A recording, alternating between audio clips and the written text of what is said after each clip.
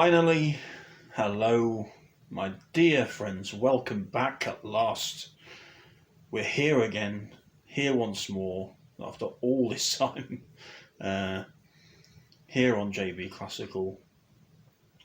Thank you for watching. Thank you for bearing with me over the past weeks. Many weeks. I can't even remember how many weeks it's been since I uploaded my last reaction video, but we're here finally. I have to apologise. I haven't been making or not been uploading videos out of choice. It's the simple explanation is I've been absolutely run off my feet after a year of being not much going on. All aspects of my life have sort of reopened almost overnight. So, I've got many things on the go at the moment, including returning to my PhD, which I'm about halfway through, but I'm about to return to that after university's being closed and shut and everything, and taking a bit of a break during all the whole COVID lockdown here in the UK. Also, as an elected local representative where I am here in Britain, I've been inundated with many requests for help from the people that I represent, who of course have stored up problems and issues for a year and are now sort of unloading them on me and asking for help. So, and many other things. So, thank you for bearing with me. We're back. We're here, and a bit of a special one today. I wanted to do something that I know I'm going to enjoy. I hope you're going to enjoy. It's also going to be a sort of a dual celebration because this channel has now, I think we've gone over 100 subscribers. So thank you for everyone that subscribed. Thank you for everyone that comments. I read all the comments. I try and respond to everybody's comments. I know I've received quite a few requests from some of you to react to certain artists, which I'm certainly going to get around to at some point. For those that have asked me to react to certain performances, I will do my best. I'm always, though, please bear in mind, I'm always, like most other people on YouTube, I'm at the mercy of YouTube's copyright algorithm. So there's some videos that I've made that they won't let me upload, basically, due to copyright. But anyway, that's a housekeeping out of the way. So today, to celebrate reaching the 100 mark, to celebrate being back with you, we're going to have a very special singer to me, very special singer to a favourite on the channel, Luciano Pavarotti, someone that he admired when he was developing as a singer, before he sort of hit the big time, as it were. And that is Franco Corelli. Many of you will know who Franco Corelli is. Many of you will admire him, as I do, as I have done for many years. I think Franco Corelli was possibly the first tenor I heard on recording back in the early 90s that made me sort of sit up and sort of say, wow, wow. Great heroic tenor voice, of course, a fellow Italian of Luciano. So what we're going to do is we're going to start off by listening to or watching a little bit of an interview that was done with Luciano, where he talks about Franco Corelli. So if you don't know much about Franco, or if you just like to hear Luciano talk about him and his influence on him, we're going to watch that, and then we're going to go straight into one of my favourite recordings by Franco, where I think you get to hear quite a bit of his amazing ranges, his amazing, his own personal, personality that he puts into his voice. So here we go. So this is Luciano Pavarotti talking about Franco Corelli, the great Franco Corelli, who he admired so much. So 3, 2, 1, take it away, Luciano.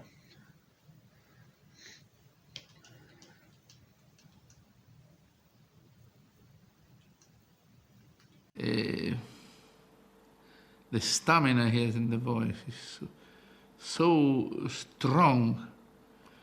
He has the vocal cord of steel, and that makes Mr. Delmonico crazy, because that guy, he never stopped to be strong. Strong, yes, but he began the profession at the age, I think, of 33, very late. He was an accountant before. He won a competition in Spoleto.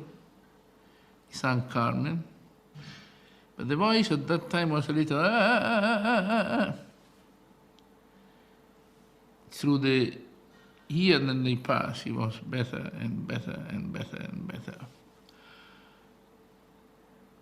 I am responsible of the encore that he made in Verona l'Arena in Tosca. I think we applaud at least 5 minutes. At least, it's long 5 minutes. It's all aria of Che gelida manina. It's long, long, long. So we applaud 5 minutes, and finally, yes, no, for the encore, of course. Yes, no, no, yes, no, and then finally, we shut up. And in the beginning of this beautiful silence, I make a scream. And so, with all the rest, and he made the beast. Big admiration, big, huge admiration for this man. Then I think he is with Bergonzi the most professional tenor of all. He's not sort of as well known as some others, is he? Not. Corelli. He's not as famous, perhaps, as. Let me tell you one thing. If at the time of Corelli, television was operating like it's operating now, he will be still famous, still very famous. He did not have the help of television. He did not have the help of concert, recital, because he has never done. So let's say that the personality, even the vocal personality, was very, extremely good. In this area is colossal, not good. But you don't sing concert. You don't sing recital, so you don't meet a kind of people that they don't come to the opera. And then, like I said before, television. If you think that on television, we were seen from 1.5 billion of people one night. I think Caruso sang probably for 100,000 people in all his career. Yes, because it was not television. So let's say he sang in a park and he has, but very difficult. And Caruso was the first one who invented even the concert, the recital, and all this. Corelli has all my admiration. He's a great, serious, very, very, very serious, and absolutely professional, always improving. And that is exactly what we should do.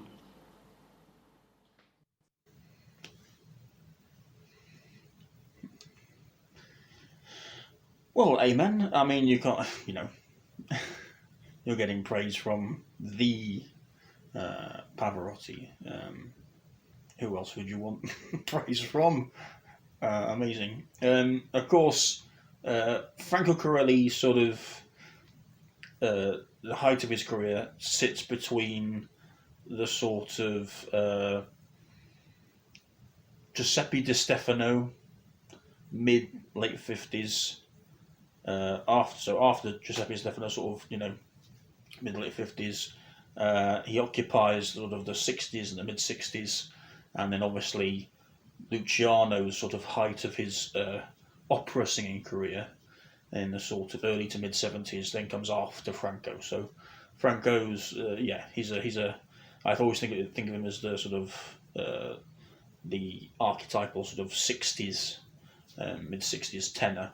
In that interview, he's also talking about Carlo Bergonzi, who was obviously a contemporary, a very famous singer as well, and Mario Del Monaco, he was talking about at the beginning before this too.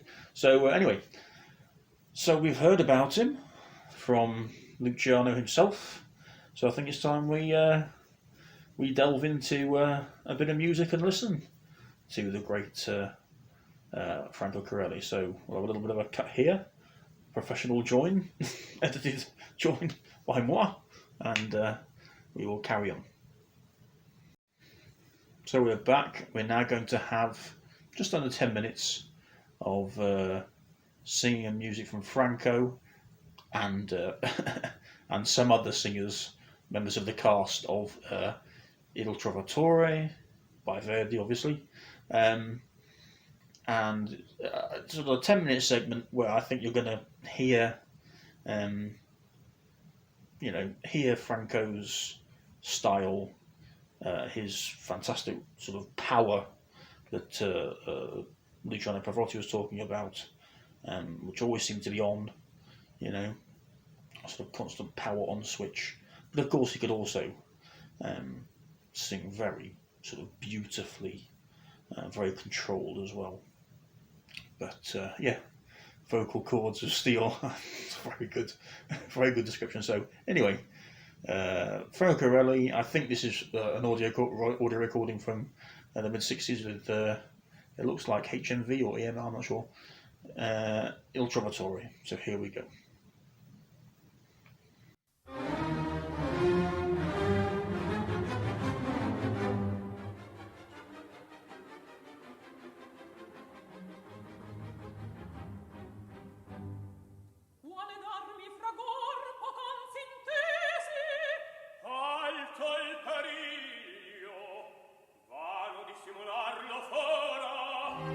Alla novella aurora saliti saremo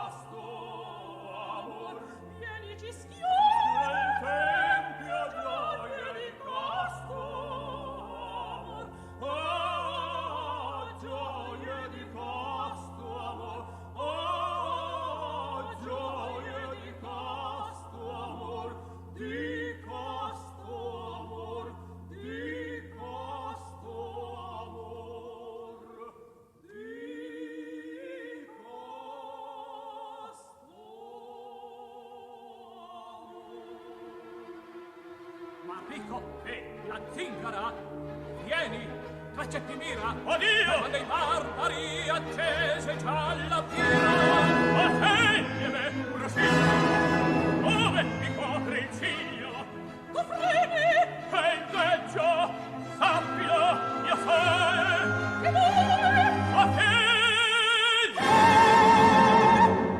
avvidi il rio spettacolo, quasi respir m'invola, raduni nostri, affrettati ruis! Ah, ah, odi! Ah!